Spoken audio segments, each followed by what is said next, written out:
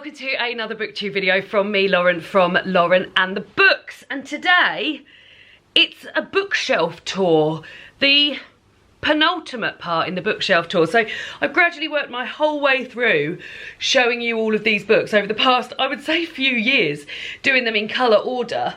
And we're now down to the white books, which are today, and then we've just got the grey books, which I'll probably do either next month or the month after. And then I guess in 2023, I'll have to think about maybe doing it again, to show you again. Do you feel like you'd be interested in seeing it again? I mean, a lot changes in a few years. Maybe this time, oh, excuse me. Maybe this time I'll do them in actual order, because I've just sort of done them as like whatever I fancy doing. And I always wear a top and normally paint my nails and do a bit of makeup the same colour as the colour that I'm showing you. So as I said, today, white shirt on. Hunted through my nail varnishes, can't find a white nail varnish, so no nail varnish. But let's get on with the white books then. And what I also sort of use this as is a bit of an opportunity to look for books that I might want to put on my TBR for next month, or books that I might want to get rid of. I've already noticed that, like, this is happening again, where books are going on their sides, and I don't like that. So once we've moved this sofa, because we have a little swap around for Christmas, well, for the autumn and winter, where the sofa goes over there, and this bookshelf's a bit more accessible, so I'll have a little sort out then. But yeah, I guess we should just crack on with it, really. See if I can get rid of any books, see if I can put any on my TBR. Just and remember books that I've had for years, probably. So the first one isn't a book I've had for years. I'll do this pile first and I'll move on to that and I'll put them there. This is a book which came out this year on the 12th of May. This is a proof copy of The Last White Rose by Alison Weir, isn't it? Yeah. So this book inspired me to do the 6 Tudor Queens series. So I've been working my way through reading the books in the 6 Tudor Queens series. At the moment, I'm actually in the middle of reading Catherine Howard, the penultimate book in the series. Yeah. Yeah, so this is, I got this in the post earlier this year and thought, oh yeah, lovely. Queenage, and I thought, I wonder if there's any books by about the 6 Tudor Queens, and there were, by this very author. So this is the book that spurred it all on. This is a book about Elizabeth of York. Born into a war between two families, she dreams of a crown to call her own. Now she must choose her allies wisely. So if I'm right, Elizabeth of York was the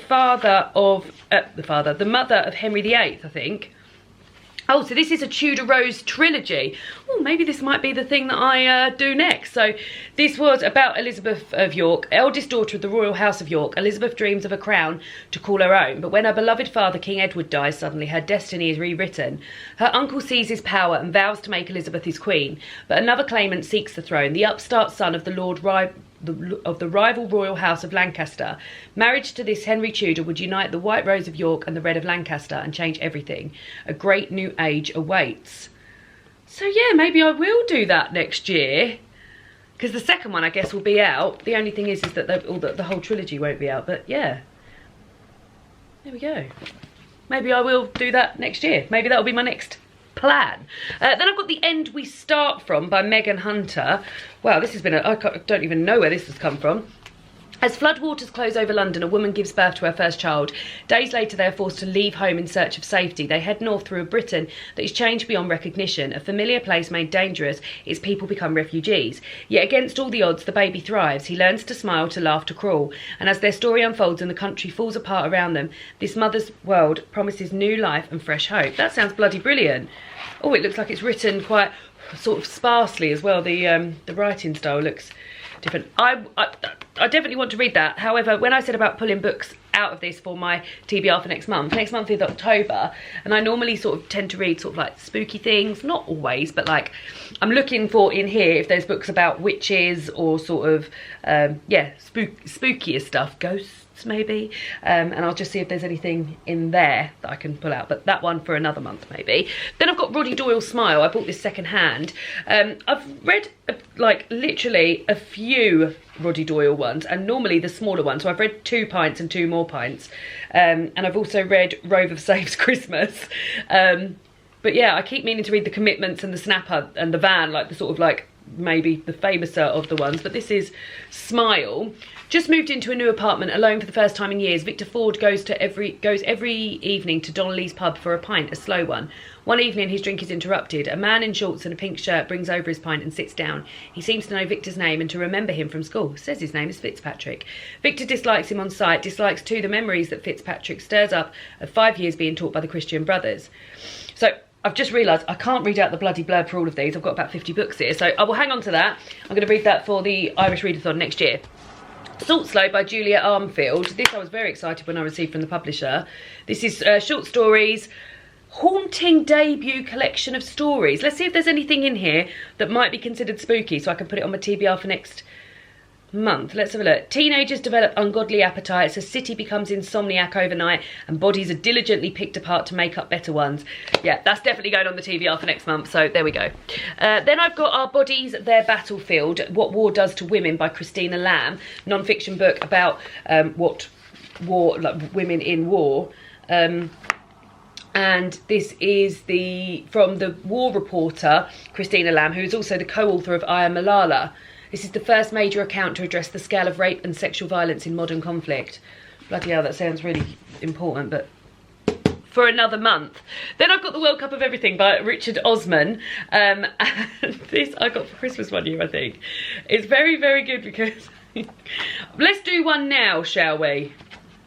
Let's do one now. So, David, do you want to just come and join in for a World Cup of Everything? Yeah.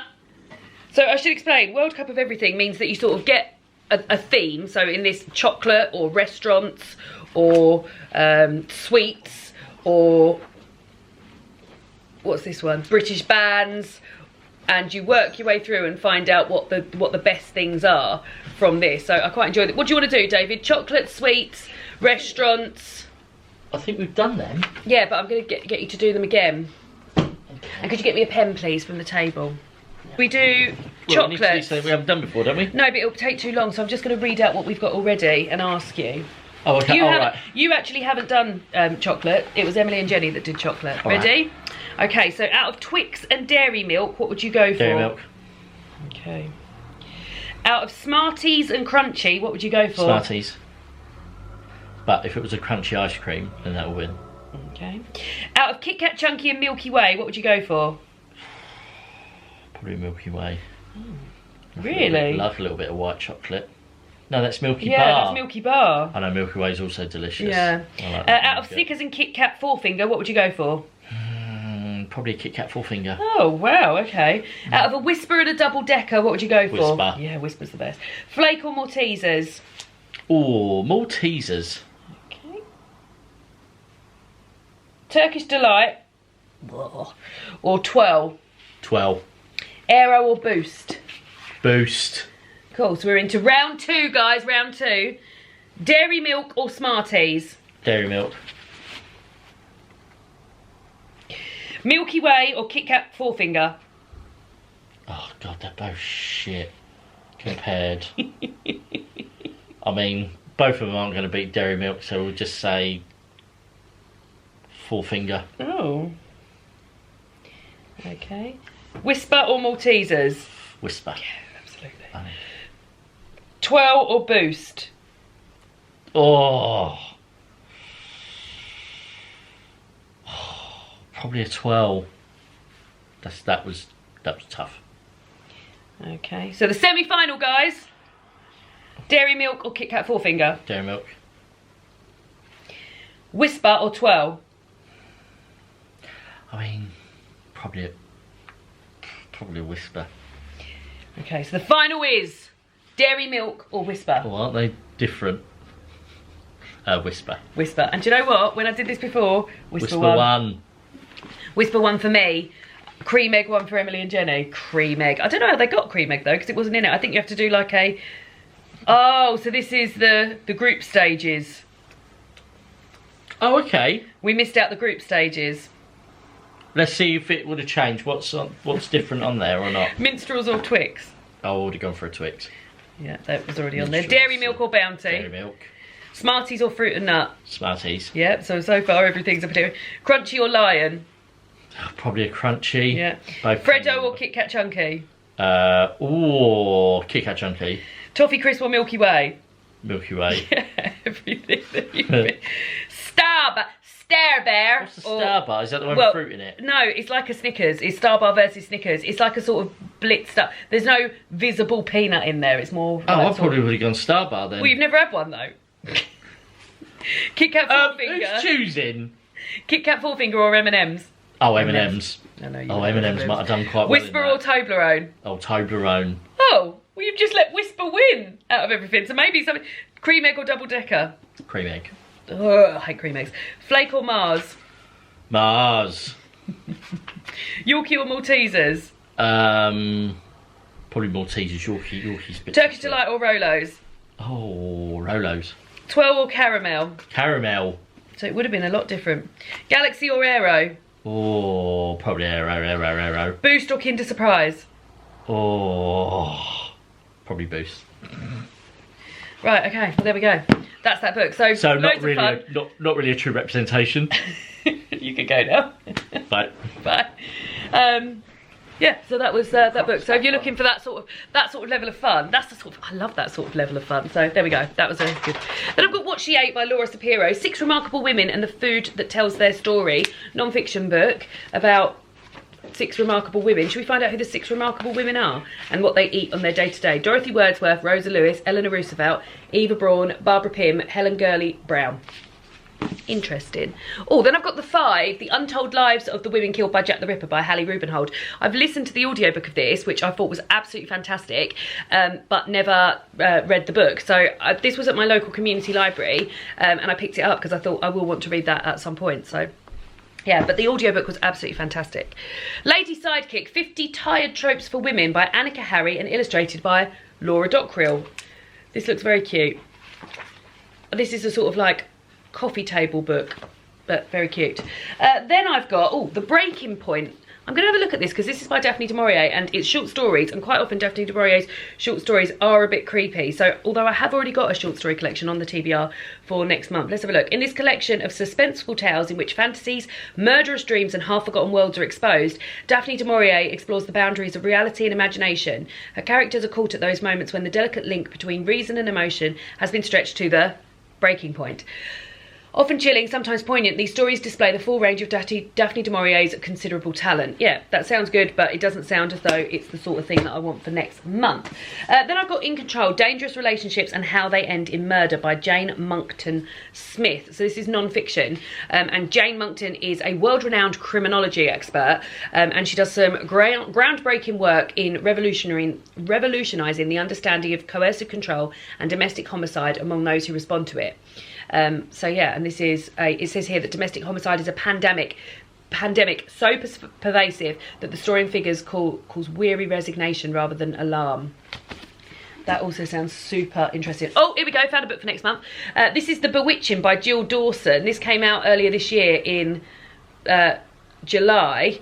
Let's see if it's got a little blurb. So, Alice Samuel might be old and sharp-tongued, but she's no fool. Visiting her new neighbours in a Fenland village, Fenland, that's nice.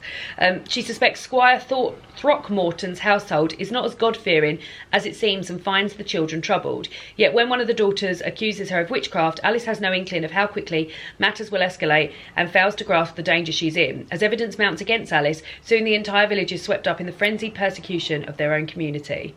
So it's a dazzling, shocking novel drawing the 16th century case of the Witches of Warboys.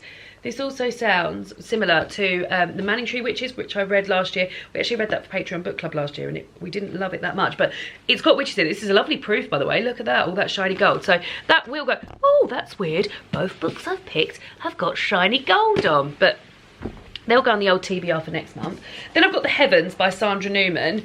This is a book that I keep meaning to read and just haven't got round to it. It's set in 2 different time zones, New York in 2000 and London in 1593. And it's telling the story of Kate and Ben who meet at a party. And it's the first year of the new millennium and there's no wars going on anywhere in the world. There's a president in the White House who is from the Green Party. The United Nations has just planted its flag in Mars. And it's the first female president of the United States. And Kate sort of falls asleep in this lovely bubble knowing that she is loved. And then she wakes up and she is Amelia in London in 1593, the mistress of a nobleman, and finds the plague at her door. So she has to sort of think about how she's going to get back to her life before, but what she does there every decision she makes could change her life later on. Does sound bloody good, doesn't it? I keep meaning to read it and just haven't ever got round to it, but it sounds bloody brilliant. What Cats Want by Dr. Yuko Hattori, Japan's leading cat doctor, an illustrated guide for truly understanding your cat. And this is very cute. And also, we have used this a little bit. Here we go. I've opened it at a basic body language. So if you've got a cat who has an arched back to look impressive, it says, to scare an enemy, a cat will try to make herself as imposing as possible by making her fur stand on end and presenting herself in profile. Sometimes she'll be confident of her superiority and sometimes she'll be bluffing. But don't get involved, because when a cat's in this state, she's gearing up to fight, so there's no point trying to calm her down. Just give her a bit of time. I remember my mum and dad's cat, Tigger, used to do that. Favourite relaxation positions. Curled up in a ball, stretched out on her back, or sleeping on her side with her paws stretched out. And Minnie's over there curled up in a ball, and she earlier was sleeping on her side with her paws stretched out. And we don't see her so much on her back, but we used to love it when she used to lay on her back with her tummy out. Very cute, so I will look at that again. Book Me, My Dad and the End of the Rainbow by Benjamin Dean and illustrated by Sandhya Prabhat. Now this is a middle grade book, I believe, about a young lad whose parents are really not getting on and they're going to break up, and then he finds out that his dad is actually gay. So sounds very important and good. I haven't read it, we'll read it at some point. I've also got Ghost Wall by Sarah Moss, which is a little slip of a book, a novella. I remember reading this vividly when I was on holiday with David and Cromer. Also, when I got it out earlier, I noticed that there was a ticket in here for when Mercedes and I went to the Cambridge Literary Festival, and we watched Sarah Perry and Sarah Moss talking. That was on the 25th of November 2018. 4 years ago. That was bloody lovely that weekend. Anyway, this is about Sylvie and her parents, and they've gone to an enactment, I think, of the Iron Age, somewhere in Northumberland, and yeah, it is the Iron Age, and her father is sort of obsessed with this sort of Iron Age and reenacting it and living like they would in the Iron Age. And there's I think there's, and you're also hearing about a girl who was from the Iron Age and alive in the Iron Age, and some sort of weird rituals and stuff they would do around that. I remember it, very atmospheric. If I hadn't read it already, it probably would be going on my TBR for next month. But yeah, very good, very, very good. Then I've got Boy Queen, Life's a Drag Until You Try by George Lester, fellow booktuber. This is a YA book about Robin, who is a drag queen. And I love this front cover, that sparkly boy, where it's written there. Looks great. Really good, looking forward to reading that as well. Right, now we get into a few books which I may well get rid of. This is Word Perfect by Susie Dent. This is etymological entertainment for every day of the year, and this is every day of the year, so today is the 2nd of September, and it gives you a word for that day. Now, let's have a look and see what today's is, but I just don't ever reach for it. Or a word, or a saying, and today's saying is mubble fubbles. Most of us are familiar with the sense of dread and impending doom that besets us at the end of a long summer break. Not me. Or on a Sunday evening. Yes, me. In the 16th century, a mood such as this was known as the mubble fubbles, a term whose softness might take the sting out of even the gloomiest of prospects. No one quite knows how the expression originated, but it may be the riff of a contemporaneous expression, mullygrubs, describing a fit of despondency and melancholy. We can perhaps take heart from the promise made by a character in A Christmas Play from 1607. To one who is clearly similarly downcast, and when your brain feels any pain with cares and states of troubles, will come to kindness to put your highness out of ye mubble fubbles. I mean, maybe I will reach for that again. I enjoyed doing that. Then I've got Deeds Not Words by Helen Pankhurst. This is the story of women's rights then and now. My friends Alex and Kate bought me this for my birthday one year. Again, something I will get round to, but not quite yet. I've got Flesh of the Peach by Helen McCrory. I think this might have... Oh no, this was sent to me by the publisher. I don't think Freight Books even are a publisher anymore. This is an intense journey into and out of rage and grief via sex and violence, following 27-year-old artist Sarah Brown, and set mostly in the American Southwest. In New York, the ending of Sarah's recent relationship with a married woman has coincided with the death of her estranged aristocratic mother, leaving her a substantial amount of money and unrecognised burden of toxic grief. Rather than return home to England, she decides to travel by Greyhound to her mother's cabin in New Mexico. There she draws into... I don't know. No, I'll hang on to it for a little bit longer. I'm not thrilled by it, but I'm not thrilled by it. Why Be Happy When You Could Be Normal by Jeanette Winterson. This is Jeanette's, like, this is a memoir of growing up. I think I've read this. I think I've listened to the audiobook of it. So I think I will get rid of that because I've listened to the audiobook of that, but enjoyable it was. A Glass Castle by Jeanette Walls, which I believe now, based on this, well, it says, now a major motion picture starring Brie Larson, Woody Harrelson and Naomi Watts. And it's a memoir of resilience and redemption. I do love a memoir. Yeah, that can stay, that can stay. I don't like the front, I don't like TV and film front covers. In fact, I don't know anyone who does, so I don't know why they bother doing that. The Accidental by Ali Smith. Still haven't read this by Ali Smith. Must get round to reading it. Pop that there. I haven't got rid of one book yet. Oh no, one. I've got rid of Why Be Happy When You Could Be Normal because I've already read it. Oh, I'm going to get rid of this as well because I've read this and it was lovely, but I won't be reading it again. So this is Bookworm by Lucy Mangan, a memoir of childhood reading. And this is, Lucy must be around the same age as me because this is her childhood told through the books that she read, and it was such a lovely, cosy, comforting read. But I don't think I'll revisit it. But here we got like Ballet Shoes there, Charlotte's Web, Plop from The Owl Who Was Afraid of the Dark. Yeah, it was a lovely, lovely, lovely. Charlie and the Chocolate Factory chocolate on the back there. It's a lovely read, but I'll give that away. Somebody else can get some joy out of that. Oh, another one. So I've just said I'm not getting rid of any, and I'm getting rid of 3 back to back. This is Feng Shui, modern, Cliff Tan, illustrated by Dura Lee. Tips from a TikTok sensation, Dear Modern. This is all about Feng Shui in your house. I've just got to put my stuff where it goes in the old house, so that can go. Then I've got White Oleander by Janet Fitch. Mercedes bought this for my birthday so many years ago, like years and years ago. And again, I will get round to reading it again. A passionate, hypnotic and dangerous novel about a daughter and her mother. Astrid has been raised by her mother Ingrid, a beautiful, headstrong poet. Astrid's world revolves around Ingrid. She forgives her everything until Ingrid commits a crime of passion. So I will get round to reading that. And then I've got Free Love by Tessa Hadley, which I requested from the publisher. I also thought it was going to be on the Women's Prize long list this year, and it didn't make it, so I was very surprised about that. But I will read this as well. I've read The Past by Tessa Hadley, and I very much enjoyed it. And this is a novel about one woman's sexual and intellectual awakening in 1960s London. Yeah, it sounds like it's going to be great, and I really enjoyed The Past, so we'll look forward to reading that. Then I've got A Tale for the Time Being by Ruth Ozeki, which I bought secondhand in a charity shop. I tried reading this before. I borrowed a copy of my friend Emma. Can I get these stickers off without making it super sticky underneath? No. I borrowed it from my friend Emma, and I sort of got a little bit into it and didn't love it, but I have now, and I always forget the title of Ruth Ozeki's new book. It won the Women's Prize. I can't think what it's called. It's got a really long title and I just can't get it in my brain. I've read it.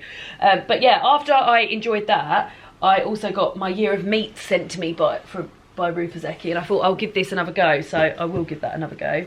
And then I've got Helen Fielding's Called Celeb. Now, you'll all know that Bridget Jones's Diary is one of my favourite books, and this is Called Celeb, which came out before Bridget Jones's Diary in 1994, so I should really read another book by one of my favourite authors, one of my favourite books authors, just to see how I get on with this. So yeah, a lusciously well-written satire.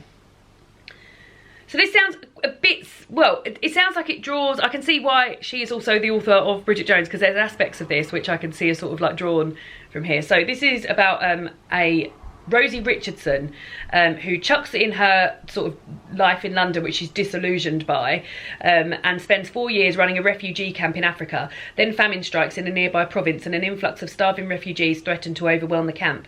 Frustrated by the cautious response of the aid agencies, Rosie decides on a drastic short-term solution. She returns to London, breaks back into the celebrity circuit, and brings the celebs out to Africa for a star-studded TV emergency appeal.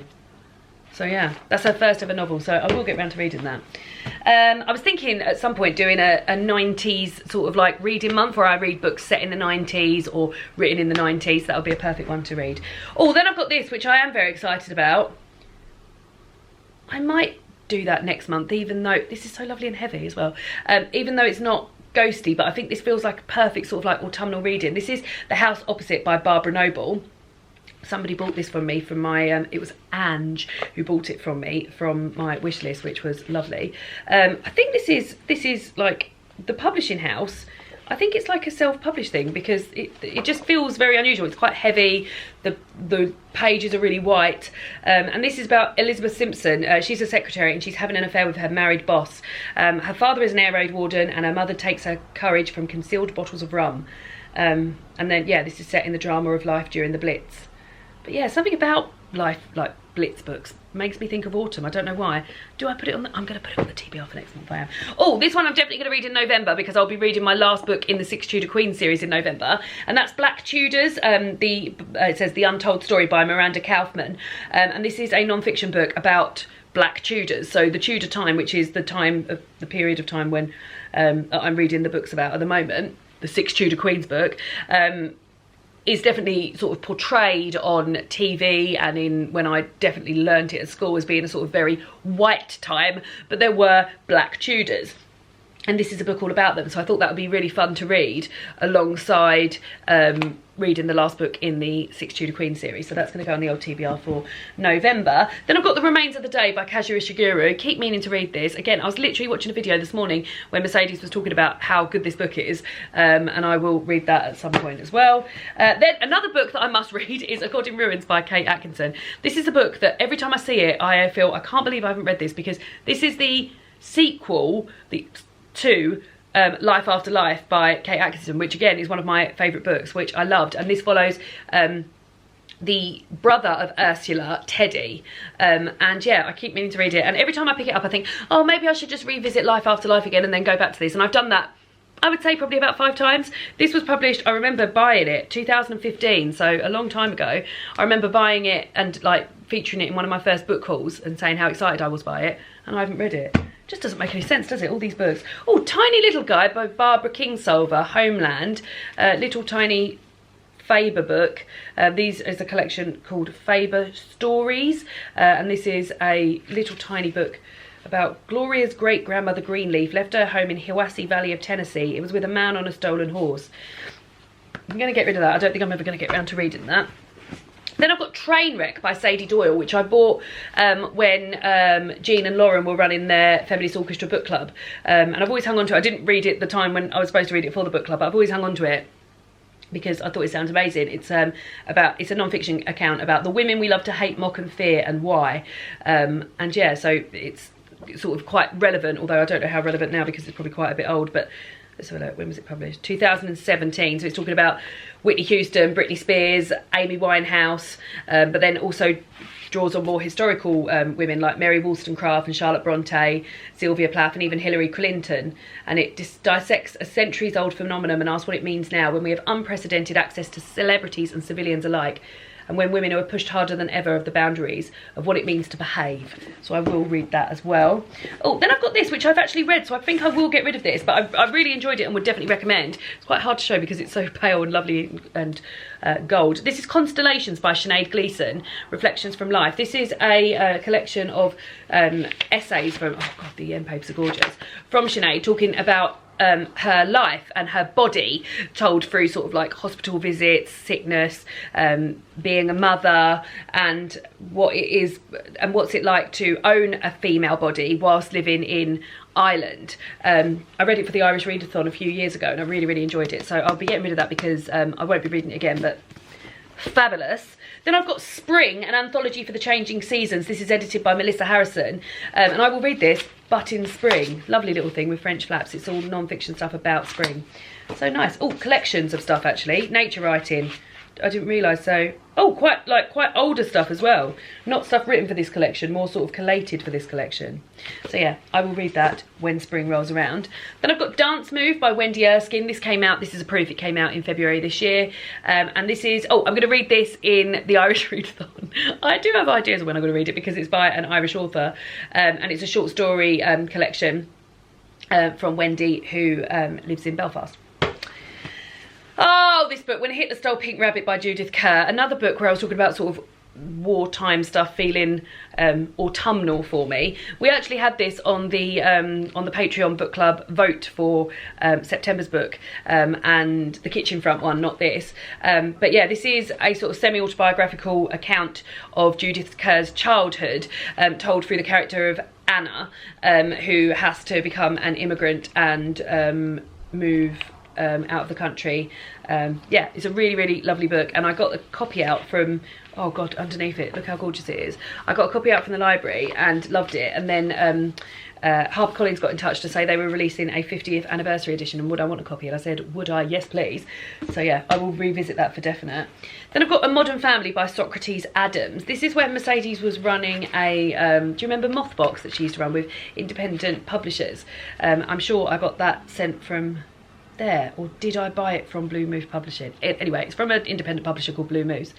It says, television's most popular car show presenter lives his life in the shadow of his career and his persona. He is the perfect job. He doesn't have the perfect family. His wife retches in the bathrooms of exclusive restaurants. His daughter's obsession with a friend is consuming her. His son lives a double life, selling pornography by day and gaming online all night. The presenter views his family from the outside and watches as they slowly disintegrate in front of him, unable to control anything that is not scripted. Yeah, I don't think I'm going to read that. So that can go. Then I've got 7 by Farzana Doctor. And it's got a quote on the front by Vivek Shreya, who wrote the subtweet, which I really, really loved. And this is about Sharifa, who accompanies her husband on a marriage-saving trip to India in 2016. And she thinks she's going there to research her great-great-grandfather. But what captures her imagination there is not his rags to riches story, but the mystery of her great-great-grandfather's 4 wives, missing from the family law. She ends up excavating much more than what she imagined. Yeah, sounds great. I will read that for death. Then Turtles All the Way Down by John Green. I got sent this from the publisher when this came out. I don't think I'm going to read it, so I could probably get rid of that. When did that come out? 2017. Yeah, I'm not going to read that. That could go as well. I've done a little sort out, haven't I?